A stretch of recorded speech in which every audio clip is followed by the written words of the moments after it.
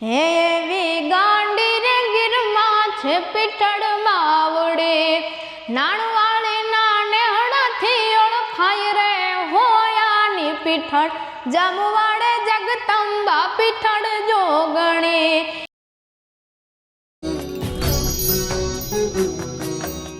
નમસ્કાર મિત્રો, ભક્તિ અમૃતમાં આપનું હાર્દિક સ્વાગત છે। હું છું નીલમ। મિત્રો, અત્યારે હું આવી છું ગીરમાં, જ્યાં આઈ પીઠળમાંનું મંદિર છે અને અહીંયા આઈ પીઠળમાં હાજરા હજુર છે। એમની એક લાકડી છે, એના પણ હું દર્શન કરાવીશ ને એનો ઇતિહાસ પણ હું બતાવીશ। તો મારી સાથે જોડાયેલા રહો। પહેલાં સૌપ્રથમ આપણે માતાજીના દર્શન કરીએ, એ લાકડીના પણ દર્શન કરીએ જે અસંખ્ય લોકો માનતા લે છે અને ચાંદીના કડા એમાં નાખે છે અને જે ભરાતી નથી એના પણ આપણે એ લાકડીના દર્શન કરીશું। તો મારી સાથે જોડાયેલા રહો।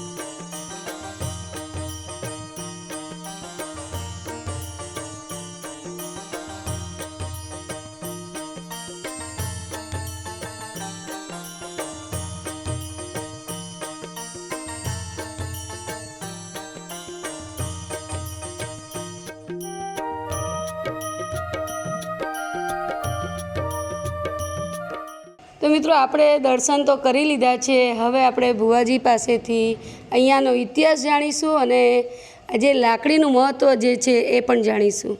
જય માતાજી દાદા। જય માતાજી। ભુવાજી, અહીંનો ઇતિહાસ શું છે અમને જણાવો। હા, અમારે આ લાકડી પીઠળાઈની પણ જાય છે, એમાં કરડાની માનતા માણસો બહુ કરે સમજ્યા। તો કરડા જેટલા હોય એટલે આમાં હમાય જાય છે અને માતાજીમાં લાકડીની એટલું પ્રમાણ છે। અને આ મંદિર કેટલા વર્ષ જૂનું છે? આ મંદિર તો બહુ જૂનું, 1200 વર્ષ છે આ લાકડી। બરાબર। હા, બહુ જૂનું છે, પુરાણી મંદિર છે બાબુ। એનો ઇતિહાસ બતાવો। અરે એનો ઇતિહાસ નથી મારા બાપ, કોઈ ખામી જ નથી, આના પરસાની કોઈ ખામી નથી, કોઈ ઇતિહાસમાં કાંઈ બાકી જ નથી એમ।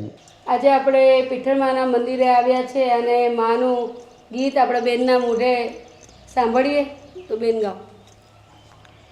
હે એવી ગાંડી રે ગીરમાં છે પીઠળ માવડે, હે એવી ગાંડી રે ગીરમાં છે પીઠળ માવડે, નાણવાળી નાને હળથી ઓળખાય રે હોયાની પીઠળ, જામવાડે જગદંબા પીઠળ જોગણી।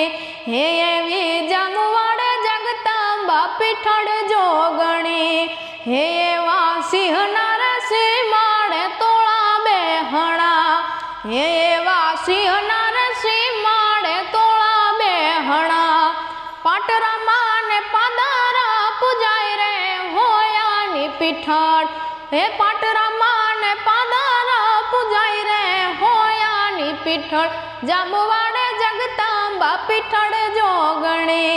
હે એવી હાથ મારે રાખતા પીઠળ લાકડી, હે એવી હાથ મારે રાખતા રે પીઠળ લાકડી, હે ડાલ મથાની ડણકું દેતા જાય રે હોયાની પીઠળ, જામવાડે જગદંબા પીઠળ જોગણી।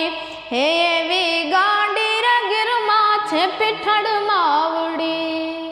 ખૂબ સરસ તમે માનું ગીત ગાયું અને માનો પ્રેમથી આપણે ભાવભર્યું ગીત સાંભળ્યું। જય માતાજી। તો મિત્રો, તમને અમારો વિડીયો આ કેવો લાગ્યો લાઈક કરજો, શેર કરજો, સબસ્ક્રાઈબ કરજો, કોમેન્ટ બોક્સમાં જય પીઠળમાં લખવાનું ભૂલતા નહીં। જય માતાજી।